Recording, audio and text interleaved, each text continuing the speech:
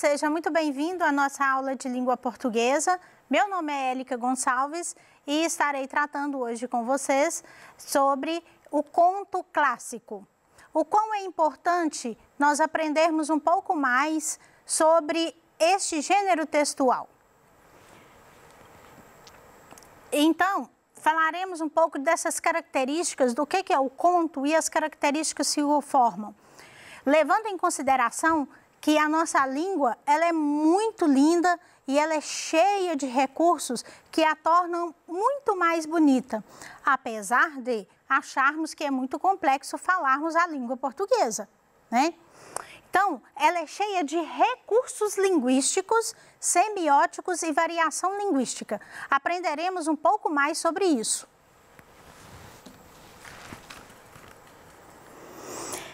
Vou tratar com você um ponto importante que contribui para a construção de um texto, que são as variações linguísticas, os recursos linguísticos e semióticos. Esses pontos são chamados dessas palavras que eu disse para vocês, que são os recursos linguísticos. Vamos falar um pouco mais sobre ele. São utilizados em propagandas, em jornais, em revistas e são imprescindíveis para o nosso gênero textual, conto, e todas as performances de gêneros ligados à literatura. Então, o que são recursos linguísticos? Você sabe? Você já procurou saber? São formas chamadas de figuras de linguagem. São utilizadas para expressar as emoções e, como em caso de literatura, que é o mais usual desses recursos linguísticos. Eles valorizam o texto e a linguagem que é trazida pelo escritor literário, que tornam as expressões mais firmes, mais enfáticas e são imprescindíveis. Citarei 3 exemplos para você.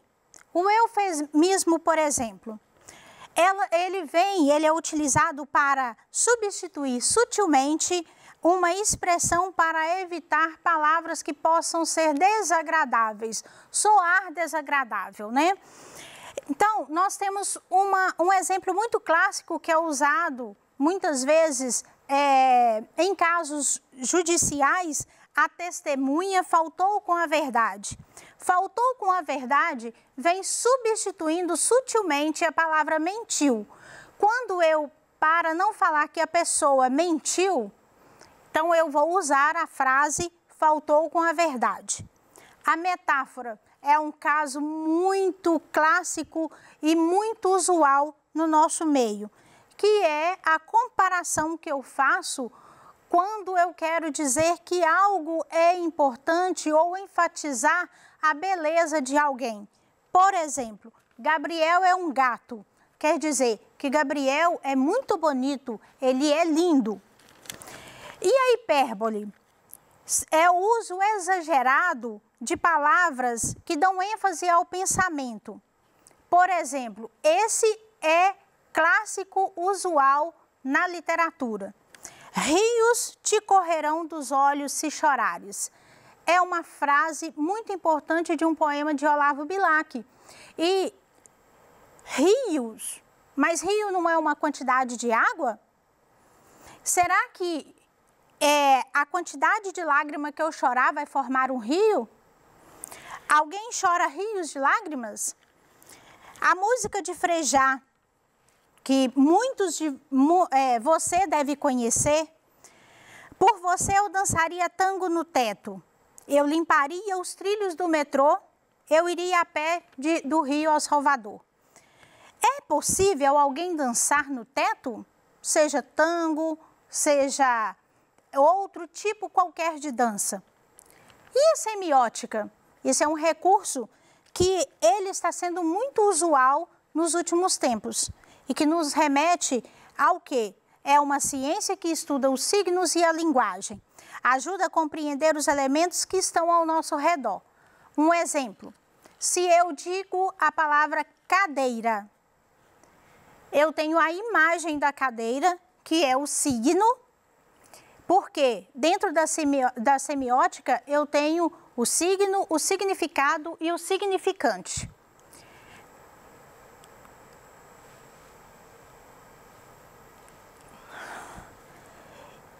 falo a palavra cadeira, é o significante expressado através da palavra.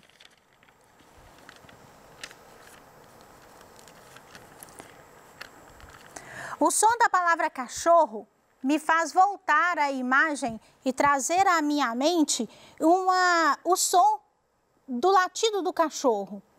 Então, esse é um recurso semiótico utilizado quando eu falo a palavra cachorro e eu me volto a pensar naquela imagem daquele cachorro, seja um cachorro feroz ou seja um cachorro doméstico. E o que dizer da variação linguística? São variadas formas de expressão da fala de um povo. E o nosso Brasil, ele é muito rico por sua cultura, né? Sua formação cultural através dos índios, dos negros e dos portugueses e outros europeus, como os italianos, os alemães. Então, aqui em Minas Gerais mesmo, nós temos uma grande variedade de línguas. Por exemplo, a expressão uai. Isso é uma expressão, uma variação linguística muito usual dos mineiros. Os nordestinos, por exemplo, fala abestalhado ou abestado, quando quer chamar a atenção e se referir a alguma situação muito cômica. Sulista fala a palavra guri para se referir a alguém. Os cariocas, mano, e aí, mano? Isto é uma riqueza imensurável. Não podemos medir a riqueza que a nossa língua portuguesa tem. Mas acima de tudo isso, nós precisamos ter respeito para com essa variedade. Porque no norte se fala de uma forma, no sul se fala de outra, no centro-oeste e no nordeste e no sul. Então, nós temos 5 regiões que têm falas muito variadas. E esta imagem, ela nos reporta exatamente nos mostrando esta variação e o respeito que nós precisamos ter com ela. Então, vamos partir para o nosso conto? O que é um conto? O conto é um texto narrativo de gênero literário que tem um foco em um fato ou em determinado acontecimento. Geralmente é uma ficção, mas ele também traz contos verídicos, contos reais, que o escritor ele determina falar sobre aquela situação ocorrida. E os contos podem ser fantasiosos ou histórias de faz de conta. Nós vamos ver 2 tipos de conto. Como que essa estrutura ela é formada? Ele é estruturado com base na tipologia narrativa, introdução, desenvolvimento e conclusão da história. Dessa forma, o conto contém a presença de imagens, narrador e o conflito, o enredo. Nós temos 2 tipos especiais de conto. Nós temos os contos fantásticos, que quando eu falo das Crônicas de Nárnia, que é a imagem que aparece aqui para vocês, nós vamos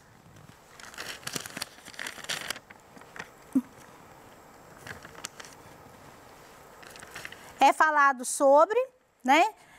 Então, por que as Crônicas de Nárnia, ela é tratada como um conto fantástico? Porque eu tenho animais que falam, e animais não falam, né? Eles produzem sons, mas eles não falam. E temos as histórias de vampiro também, que é um conto fantástico, porque não existe vampiro.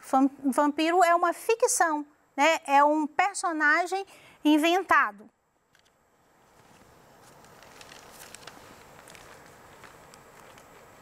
No conto de fadas, quem aqui nunca ouviu falar de conto de fada? Sua mãe deve ter te contado muito contos de fadas. Os contos de fadas, normalmente, eles expressam alguma moral ao final.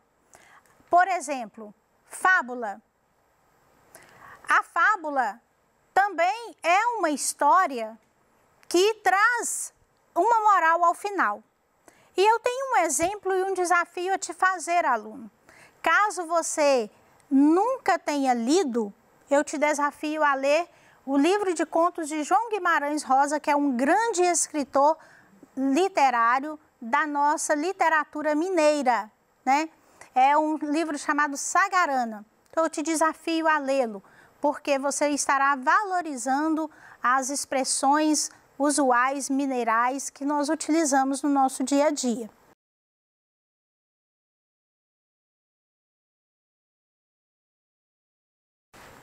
A nossa atividade, ela vai falar de uma parte do conto de Machado de Assis, e a literatura machadiana, ela é cheia de nuances psicológicas. E aqui a gente vai ver uma parte do conto chamado A Cartomante. Não queria arrancar-lhe as ilusões. Também ele, em criança e ainda depois, foi supersticioso. Teve um arsenal inteiro de crendices que a mãe lhe incutiu e que aos 20 anos desapareceram.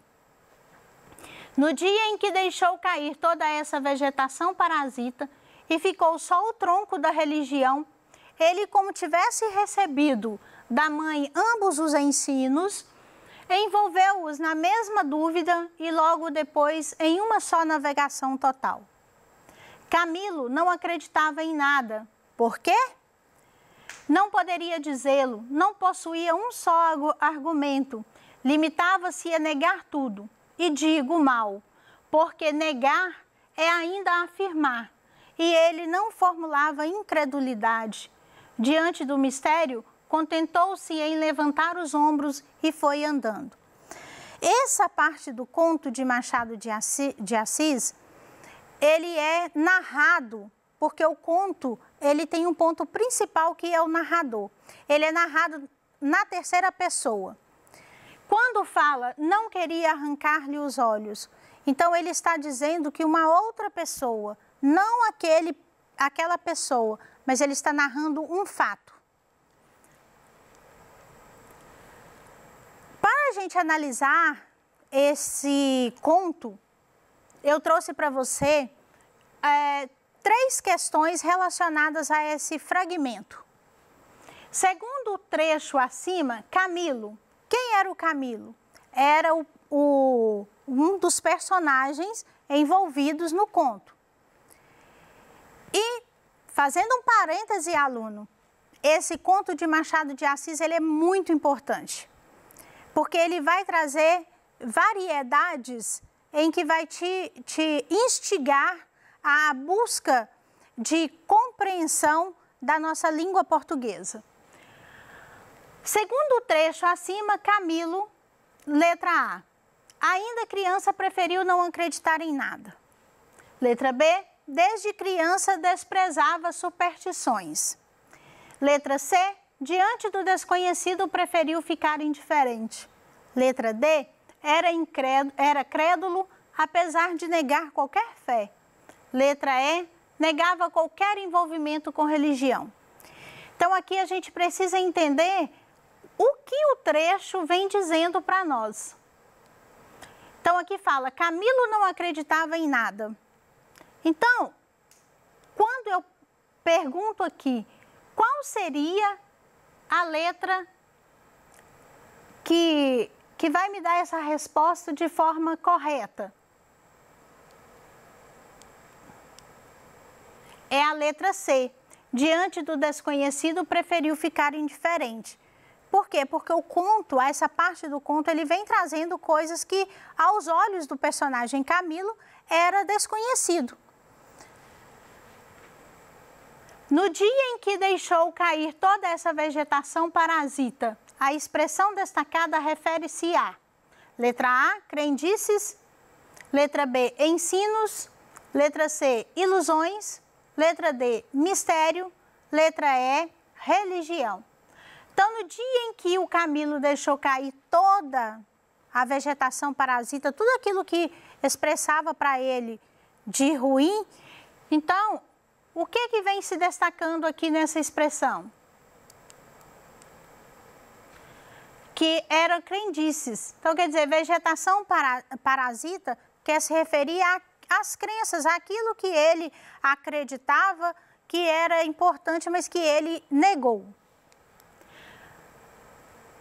A atividade 3, que a mãe lhe incutiu e que aos 20 anos desapareceram, de acordo com o texto, a palavra destacada significa, letra A, insinuar, letra B, informar, letra C, indicar, letra D, introduzir, letra E, inovar. Incutiu. O que quer dizer essa expressão?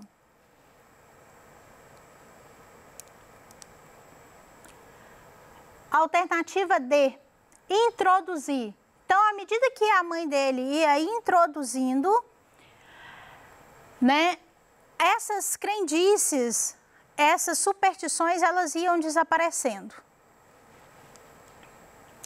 Vamos retomar um pouco. Aqui nós temos duas imagens que vão reforçar tudo isso que nós aprendemos em relação aos recursos linguísticos, aos recursos semióticos e à variação linguística. Por exemplo, aqui, nesta primeira imagem, eu tenho o verde da nossa bandeira está ficando cada dia mais desbotado. Deve ser culpa do desmatamento. Então, quer dizer, a bandeira é o nosso signo, é a nossa imagem, né? E o desmatamento? Então, é a relação do verde da bandeira com o excesso de desmatamento das nossas florestas.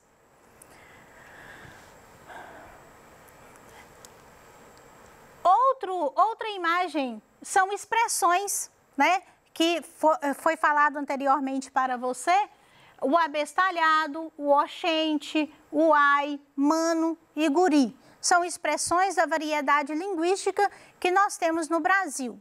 Querido aluno, querida aluna, hoje eu vim aqui só para te ver. Sou covarde, sou insensata por não ser melhor, mas saiba que o amor está em mim. Esta flor que vem simbolizando a importância que você tem para a educação. Sou grata por você, aluno, por você, aluna. Se liga na educação, pois ela faz a diferença.